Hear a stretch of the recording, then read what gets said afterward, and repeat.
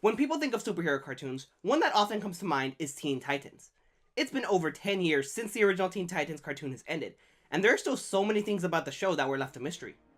One of the biggest mysteries that was left behind has to be the identity of the mysterious Red X. Just who could be hiding under that mask? Now, some would say that Red X was merely a character invented for the show, and he has no true identity. But to that, I have to ask, if that were the case, why would the writers not just say that, and instead keep his mystery hidden away, even over a decade after the show has ended? Not to mention, there was even a Teen Titans short about uncovering the identity of Red X, meaning that the writers are very well aware of how much the fanbase wants to know his identity. No, dear viewers, I think Red X does have an identity. I think his identity has been hidden away, and I think it's time to take a deeper look and to find out who is hiding under the mask of Red X. Before we get into uncovering Red X's identity, let me give you all a quick refresher on his backstory. Red X was a character that has only ever appeared in the Teen Titans TV show that ran from 2003 to 2006. Red X made his first appearance in the 9th episode of the show's first season titled Masks. It would be revealed though that this was merely Robin, using the Red X identity to get close to the season's main antagonist, Slade. Slade, however, knew Red X was Robin and his plan ultimately failed. Robin then sealed away the Red X suit, never to be seen again. Or so he thought. In the second episode of the third season, and the 28th episode overall titled X, the Red X suit returned, this time with someone new wearing it, and taking up the name of Red X. In this episode, we learn a lot about the personality of the second Red X, such as the fact that he's a thief who's really only in it for himself, and that even though he doesn't like to play the hero part, he knows how to. We also learn that Robin used Zenothium, a powerful and dangerous power source to fuel the Red X suit, which is why he couldn't simply destroy it. After this episode, Red X makes only one more appearance, in the 9th episode of the 5th season, and the 61st episode overall titled Rev Up. Red X appears as one of the characters racing for Robin's briefcase that was stolen by Ding Dong Daddy. After Robin saves his life, Red X goes off to destroy the other vehicles, and heads off, but not before letting Raven and Starfire know to tell Robin that they are now even. Red X also had an appearance in the group of villains recruited by the Brotherhood of Evil, but seeing as how he isn't shown in the final battle at all, it can be assumed he left them before this took place. So that's pretty much all the information that we have about Red X. He did make one single appearance in Teen Titans Go, that being Teen Titans Go, the comic tie-in to the original TV show, not Teen Titans Go, the current cartoon, by the way. But this appearance added nothing to his character, so it's really irrelevant. So now that we have all of the information provided, let's see if we can't figure out his identity. Now, most fans believe Red X to be this show's version of Red Hood, better known as Jason Todd, the second person to be trained as Robin under Batman. Red X is shown to have a very similar fighting style to Robin, and that would make sense if he was Jason, seeing as how they were both trained by Batman. Red X's out-for-himself personality, as well as the fact that he does know how to play a hero even if he doesn't like it, fits with how Jason is often characterized, and Jason's overall personality. So then, Jason is Red X, right? Case closed, episode over, we're done, I can go? Well, not quite. See, as much as things seem to fit together on the surface, there is so much more to this than meets the eye. To begin, Batman didn't even start training Jason as Robin until after Dick Grayson had already taken up the mantle of Nightwing, and we know that won't happen until the future of the Teen Titans universe. Furthermore, Red X is implied to be older than the Teen Titans, seeing as how he constantly refers to them as kids, while Jason is always younger than Dick Grayson.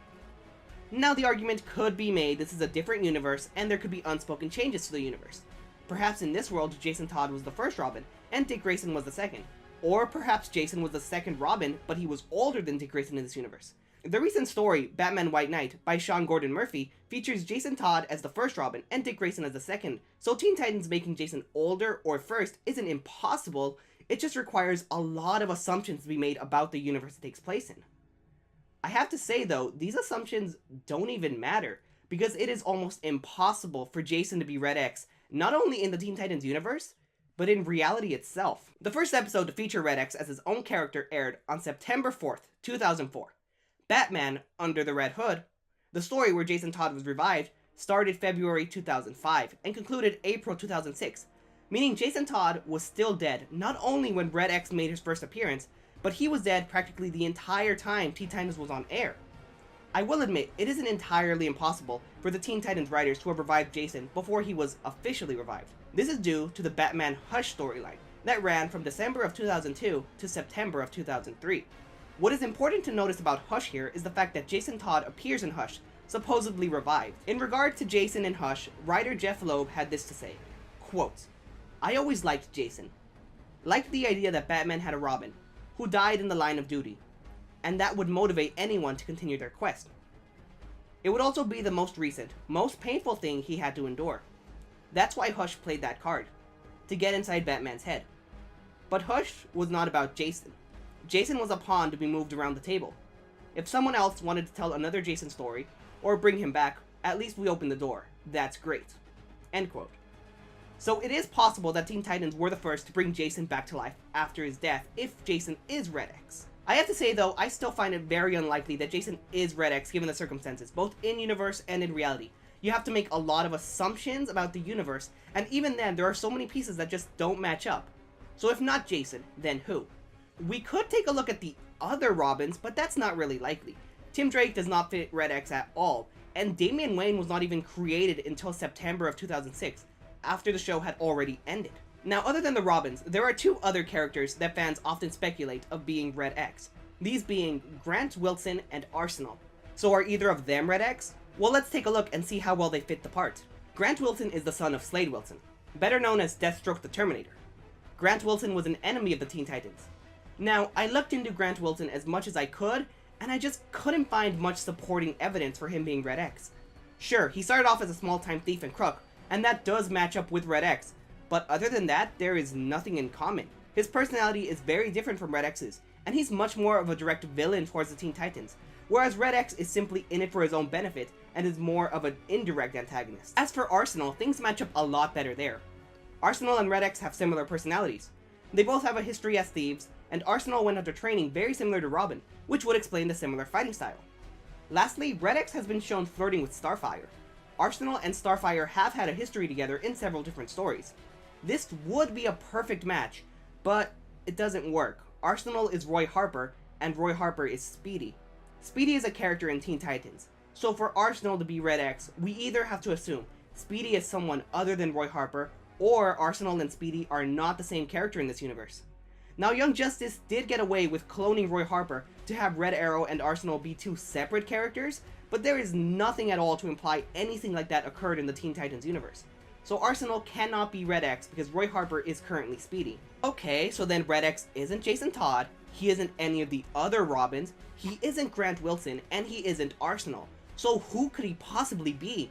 Well, I have to say that Red X is none other than Eric Needham. Now, a lot of you might be asking yourself, who? And if that's the case, I don't blame you. Now, he is the first character to have taken up the mantle of Black Spider, and I'm about to explain how Black Spider and Red X are the same person.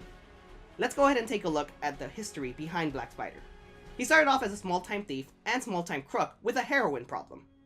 After serving a prison sentence and breaking his drug addiction, he became a vigilante. He would go on to attack several drug dealers and drug trades to protect people from going down the same path he did. He found his actions to be justified, since he was attacking evil, but because of his recklessness, along with his endangerment of civilians and killing of villains, he ended up conflicting with Batman. Black Spider wanted to work with the Dark Knight, but Batman disapproved of his methods and his actions.